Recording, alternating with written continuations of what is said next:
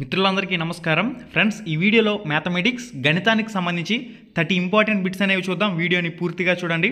మనకి ఫస్ట్ ప్రశ్న వచ్చేసరికి స్క్రీన్ మీద ఉంది. 16, 24, 30ల కాసాగు ఏమిటి? ఆప్షన్లు అయితే ఇచ్చున్నారు. 120, 160, 200, 240 అని చెప్పేసి ఆప్షన్లు అయితే ఉన్నాయి. కరెక్ట్ ఆన్సర్ వచ్చేసరికి ఆప్షన్ 4 సరైన సమాధానం అవుతుంది. 240 ఆప్షన్ 4 కరెక్ట్ ఆన్సర్. కాసాగు లేదా గాషాబా రెండింటి నుంచి ఏదో ఒక దాని నుంచి ప్రశ్న వచ్చే అవకాశం అయితే ఉంటుంది కాబట్టి ఇక్కడ కరెక్ట్ ఆన్సర్ కాసాకు సంబంధించి 240. మనకి తదుపరి ప్రశ్న, రెండవ ప్రశ్న, దీర్ఘగణం యొక్క వెడల్పు పొడవు ఎక్స్లో సగం ఎత్తు దాని పొడవుకు రెట్టింపు అయితే దీర్ఘ గణ పరిమాణం గణపు యూనిట్లలో అని చెప్పేసి అడుగుతారు. ఇక్కడ ఆప్షన్లు అయితే ఉన్నాయి. కరెక్ట్ ఆన్సర్ వచ్చేసరికి x³ ఆప్షన్ 1 ఈ ప్రశ్నకు సంబంధించి సరైన సమాధానం అవుతుంది. మనకి తదుపరి ప్రశ్న, 2025 యొక్క వర్గమూలం ఎంత? సరైన సమాధానం ఆప్షన్ 3 45. ఆప్షన్ 3 45 సరైన సమాధానం అవుతుంది. మనకి తదుపరి ప్రశ్న, 2p/3 మైనస్ p/5 = 11 2/3 సమీకరణమును సాధించుము. ఇక్కడ ఆప్షన్లు అయితే ఉన్నాయి. p = 35, p = 45, p = 25, p = 15. Correct answer is p = 25. Option 3 సరైన సమాధానం అవుతుంది. ఈ టైప్లో మనకి ప్రశ్న అడుగుతున్నాడు. మనకి తదుపరి 90 degrees కోణం ఉన్న త్రిభుజాన్ని ఈ త్రిభుజం అంటారు. లంబకోణ త్రిభుజం రైట్ ఆన్సర్ అవుతుంది. లంబకోణ త్రిభుజం గురించి మాట్లాడుకోవాలి. ఒక కోణం ఖచ్చితంగా లంబకోణము, మిగిలిన 2 కోణాలు అల్పకోణాలు. మనకి లంబకోణ త్రిభుజంలో ఒక కోణం ఖచ్చితంగా లంబకోణం, మిగిలిన 2 కోణాలు అల్పకోణాలు. వీటి భుజాలను ట్రయోడ్లు అంటారు. కర్ణము ఎల్లప్పుడూ 90 degreesకు ఎదురుగా ఉంటుంది. అతి పొడవైన భుజమే కర్ణం. అధిక కోణ త్రిభుజం అంటే ఏంటంటే ఏదేని ఒక కోణం 90 degrees కంటే ఎక్కువగా ఉంటే దాన్ని అధిక కోణ త్రిభుజం అంటారు. మిగిలిన 2 కోణాలు కూడా అల్పకోణాలు ఉంటాయి అధిక కోణ త్రిభుజంలో. లంబకోణానికి వీలుండదు ఎక్కడ? అధిక కోణ త్రిభుజంలో. ఫర్ ఎగ్జాంపుల్, ఒక కోణం 100 degrees, ఒక కోణం 50 degrees, ఒక కోణం 30 degrees ఉన్న త్రిభుజాన్ని తీసుకుంటే అది అధిక కోణ త్రిభుజానికి ఉదాహరణ కింద మనం చెప్పచ్చు. ఇక అల్పకోణ త్రిభుజం అంటే ప్రతి కోణం ఎల్లప్పుడూ అల్పకోణము. సమబాహు త్రిభుజం ఎల్లప్పుడూ అల్పకోణ త్రిభుజమే. అల్పకోణ త్రిభుజం వచ్చేసరికి ప్రతి అంతర కోణం విలువ 60 degrees ఉంటుంది. ప్రతి బాహ్య కోణం విలువ 120 degrees ఉంటుంది. ప్రతి 2 భుజాలు సమానంగా ఉంటాయి. ఇది ఎల్లప్పుడూ అల్పకోణ త్రిభుజం అవుతుంది. ఇక సమబాహు త్రిభుజానికి సంబంధించి మనం మాట్లాడుకున్నట్లయితే ప్రతి కోణం విలువ 60 degrees ఉంటుంది. అంటే మనకి సమబాహు త్రిభుజంలో 60 degrees, 60 degrees, 60 degrees ఈ విధంగా 180 degrees మనకి త్రిభుజం అయితే ఏర్పడటాన్ని సమబాహు త్రిభుజానికి ఉదాహరణ కింద చెప్పొచ్చు. ప్రతి బాహ్య కోణం 120 degrees ఉంటుంది. ప్రతి అంతర కోణం విలువ 60 degrees ఉంటుంది. ప్రతి 2 భుజాలు సమానంగా ఉంటాయి. ఇది ఎల్లప్పుడూ అల్పకోణ త్రిభుజం అవుతుంది. ఇక విషమబాహు త్రిభుజం గురించి మనం మాట్లాడుకున్నట్లయితే ఏ 2 భుజాలు సమానం కాదు. విషమబాహు త్రిభుజంలో ఏ 2 భుజాలు సమానం కాదు, ఏ 2 కోణాలు కూడా సమానం కాదు. మనకి ఈ లెసన్లు చదువుతున్నప్పుడు ఒక ఇంపార్టెంట్ పాయింట్ మనకి రిపీట్ అవుతుంది. పైథాగరస్ సిద్ధాంతాన్ని అనువాదించిన భారతీయ గణిత శాస్త్రవేత్త ఎవరు అని. పైథాగరస్ సిద్ధాంతాన్ని అనువదించిన భారతీయ గణిత శాస్త్రవేత్త ఎవరు అని చెప్పేసి అడిగితే భాస్కరాచార్య 2. బాగా గుర్తుపెట్టుకోండి. ఈ విధంగా త్రిభుజాలన్నీ మీరు చదువుకున్నట్లయితే ఒక మార్క్ అనేది వస్తుంది. ఒక కోణం విలువ 90 degrees మరియు మిగిలిన కోణాల విలువ 45 degrees, 45 degrees ఉన్నట్లయితే లంబకోణ సమద్విబాహు త్రిభుజం అనొచ్చు. లంబకోణ సమద్విబాహు త్రిభుజానికి ఒక కోణం 90 degrees, మిగిలిన 2 కోణాలు 45 degrees, 45 degrees కింద చెప్పొచ్చు. మనకి తదుపరి ప్రశ్న, ఒక ఫ్యాను ప్రకటన వెల 1600కు అమ్మకందారుడు దానిపై 6% రుసుము ఇచ్చి దానిని అమ్మిన వెల. ఇక్కడ ఏమంటున్నాడు? ఒక ఫ్యాను ప్రకటన వెల 1600 రూపాయలు, అమ్మకందారుడు దానిపై 6% రుసుము అంటున్నాడు. రుసుము ఇచ్చి దాన్ని అమ్మకం వెల అని చెప్పేసి అడిగినట్లయితే కరెక్ట్ ఆన్సర్ వచ్చేసరికి ఆప్షన్ 2 1504. ఓకే, మనకి 1600ని 6% కింద కట్టి దాన్ని తీసేసినట్లయితే మనకు ఆప్షన్ 2 సరైన సమాధానం అవుతుంది. ఒక వృత్త పరిధి 66 మీటర్లైన దాని వైశాల్యం డాష్ చదరపు సెంటీమీటర్లు. ఇక్కడ మనకి ఆప్షన్లు అయితే క్లారిటీగా ఉన్నాయి. సరైన సమాధానం చూసినట్లయితే 346.5. ఆప్షన్ 1 ఈ ప్రశ్నకు సంబంధించి సరైన సమాధానం. మనకి తదుపరి ప్రశ్న, ఏలో 2/3 వంతు = బిలో 75% అయితే a/b = డాష్. ఓకే, మరి దీనికి సంబంధించి సరైన సమాధానం చూసినట్లయితే 9:8. 9:8 ఆప్షన్ 2 ఈ ప్రశ్నకు సంబంధించి సరైన సమాధానం. ఓకే గైస్, ఇంకా ఎవరైతే వీడియోని లైక్ చేయలేదు ప్రతి ఒక్కరు వీడియోని లైక్ చేయండి. మీరు కానీ ఫస్ట్ టైం మన ఛానల్కి వచ్చినట్లయితే సబ్స్క్రైబ్ చేసుకోండి. ఇటువంటి ఇంపార్టెంట్ వీడియోస్ అనేవి అన్ని సబ్జెక్టులకు సంబంధించి మన ఛానల్లో ఉన్న ఒకసారి చెక్ చేసుకోండి. 1/3 x - 1 = 2/3 యొక్క సాధన అని చెప్పేసి అడుగుతారు. ఇక్కడ మనకి x = 1, x = 3, x = 5, x = 7. ఇక్కడ మనకి సరైన సమాధానం ఏందా అని చూసినట్లయితే x = 5. మనకి తదుపరి, ఒక తలంలోని 2 రేఖలు ఖండించుకోకపోతే ఆ రేఖలను ఇలా అంటారు. ఒక తలంలోని 2 రేఖలు ఖండించుకోకపోతే ఆ రేఖలను ఇలా అంటారు. ఖండన రేఖలు, సమాంతర రేఖలు, లంబరేఖలు, తిర్యక్ రేఖలు. సమాంతర రేఖలు ఆప్షన్ 2 ఈ ప్రశ్నకు సంబంధించి సరైన సమాధానం. సమాంతర రేఖలు correct answer. Next one, a = 4x² + y² - 6xy, b = 3y² + 12x² + 8y, c = 6x² + 8y² + 6xy. Then a + b + c = మనకి సరైన సమాధానం చూసినట్లయితే 22x² + 12x² + 8xy. మనకి ఈ ప్రశ్నకు సంబంధించి సరైన సమాధానం ఆప్షన్ 3 సరైన సమాధానం అవుతుంది. ఓకే, మనకి తదుపరి ప్రశ్న, ఆరోహణ క్రమంలో ఉన్న రాసులు 10, 12, 14, x - 3, x, x + 2, 25ల మధ్యగతం 15 అయిన x విలువ. Option 1 15, option 2 17, option 3 18, option 4 19. మరి మీ ఆన్సర్ ఏమిటనేది కామెంట్ రూపంలో పోస్ట్ చేయండి. ఆరోహణ క్రమంలో ఉన్న రాశులు ఇచ్చారు. ఇక్కడ వీటికి సంబంధించిన మధ్యగతం 15 అయినా x విలువ కనుక్కోండి అని చెప్పేసి ఇచ్చారు. కాబట్టి మీ ఆన్సర్ ఏందనేది కామెంట్ రూపంలో పోస్ట్ చేసి తెలియచేయండి. మనకి అంకమధ్యమం, మధ్యగతం, బాహుళకం ఈ 3 టాపిక్ల నుంచి ఒక ప్రశ్న వచ్చే అవకాశం అయితే ఉంటుంది. బాహుళకం అంటే ఎక్కువసార్లు ఏదైతే రిపీట్ అవుతుందో దాన్ని బాహుళకం అంటాం.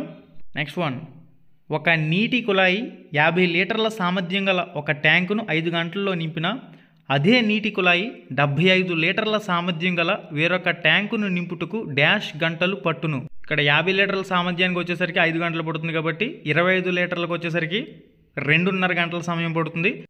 5 + 2.5 మనకి 7.5. ఆప్షన్ 4 రైట్ ఆన్సర్ అవుతుంది. 7.5 గంటల సమయం పడుతుంది. ఆప్షన్ 4 ఈ ప్రశ్నకు సంబంధించి సరైన సమాధానం అవుతుంది. మనకి తదుపరి ప్రశ్న చూడండి. p/q దేర్ఫోర్ q ≠ 0 రూపంలో ఉండే సంఖ్యల సమితి ఏ అక్షరంతో అని చెప్పేసి ఇచ్చారు. ఏ అక్షరంతో సూచిస్తారు? n, q, z, w. Okay, మరి దీనికి సంబంధించి సరైన సమాధానం చూసినట్లయితే option 2 q right answer. Option 2 q correct answer. 100 metres - 64 metres 55 centimetres సూక్ష్మీకరించుము అని చెప్పేసి ఇచ్చారు. 100 మీటర్స్ - 64 మీటర్స్ 45 సెంటీమీటర్స్ సూక్ష్మీకరించుము. ఇక్కడ ఆప్షన్లు చూసినట్లయితే కరెక్ట్ ఆన్సర్ ఆప్షన్ 1లో ఉంది. 35 మీటర్స్ 15 సెంటీమీటర్స్. ఆప్షన్ 1 ఈ ప్రశ్నకు సంబంధించి సరైన సమాధానం.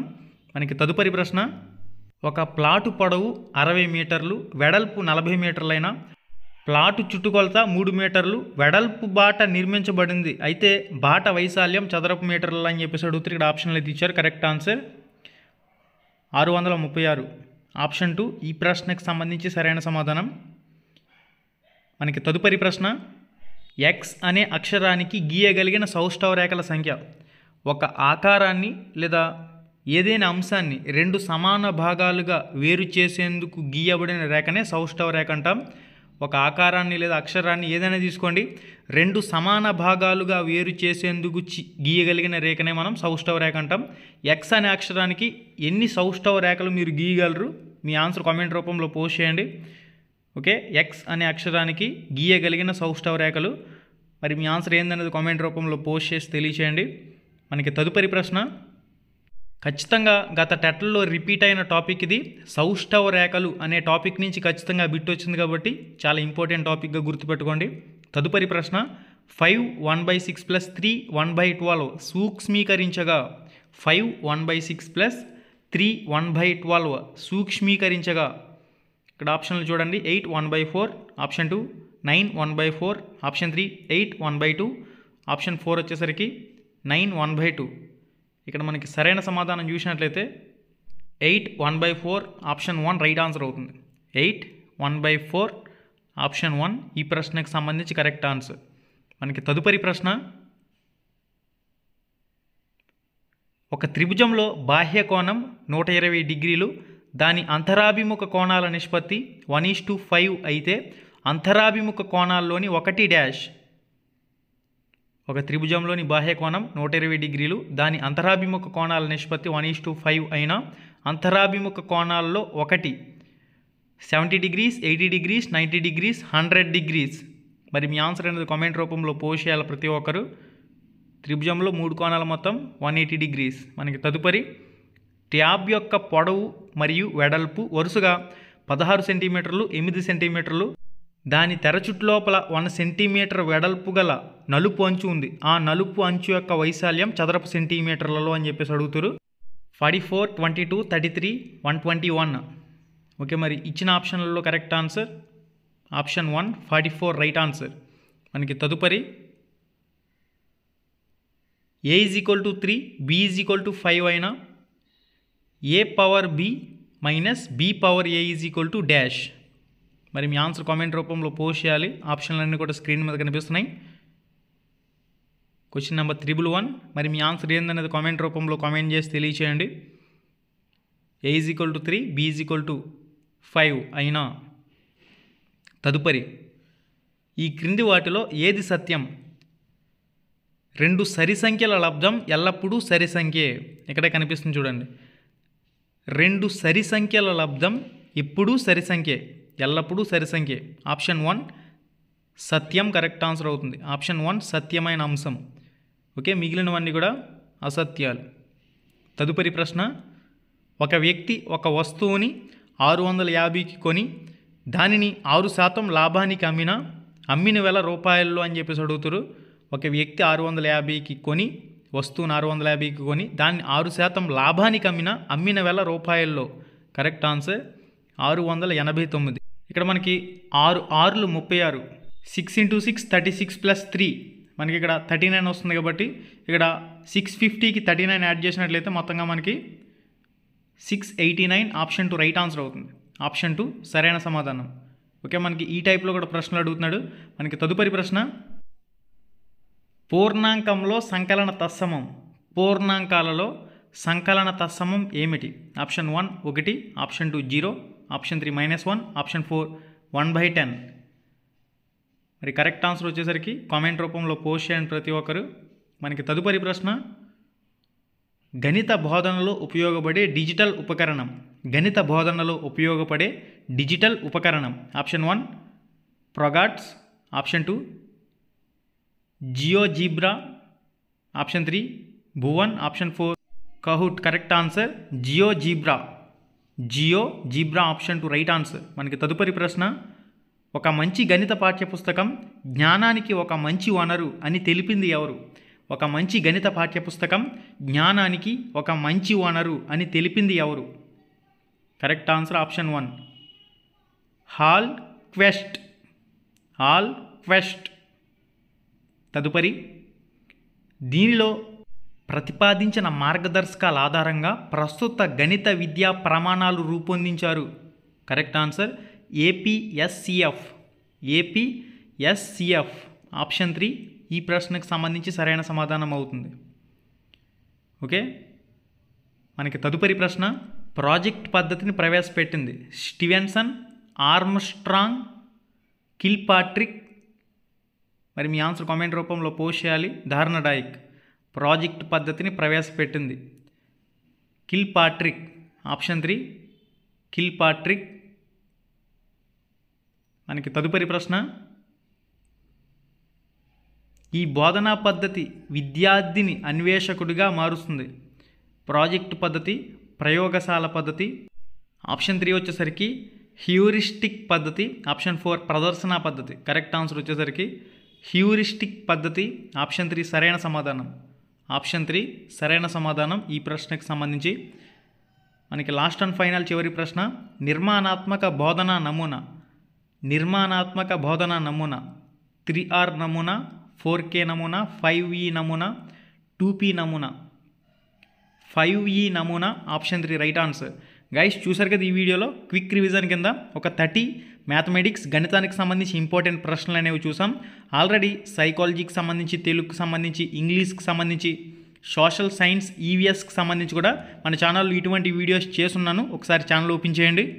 ఇక వెబ్సైట్లో కూడా ఫ్రీ ఆన్లైన్ ఎగ్జామ్స్ అనేవి జరుగుతున్నాయి. ఆల్రెడీ డైలీ మీరు ఫ్రీ ఆన్లైన్ మాక్ టెస్ట్లు అనేవి రాయడానికి ramramesh.education.in గూగుల్లోకి వెళ్ళి ramramesh.education.in అని చెప్పేసి సెర్చ్ చేస్తే వెబ్సైట్ వస్తుంది. ఆ వెబ్సైట్లోకి వెళ్ళి టెస్ట్లు ఆన్ చేసుకుని రాసుకుని లాస్ట్లో ఫినిష్ అనే బటన్ క్లిక్ చేసినట్లయితే మీ రిజల్ట్ మీకు అక్కడ డిస్ప్లే చేస్తుంది. ఏది రైట్ ఆన్సర్, ఏది రాంగ్ ఆన్సర్ అనేది.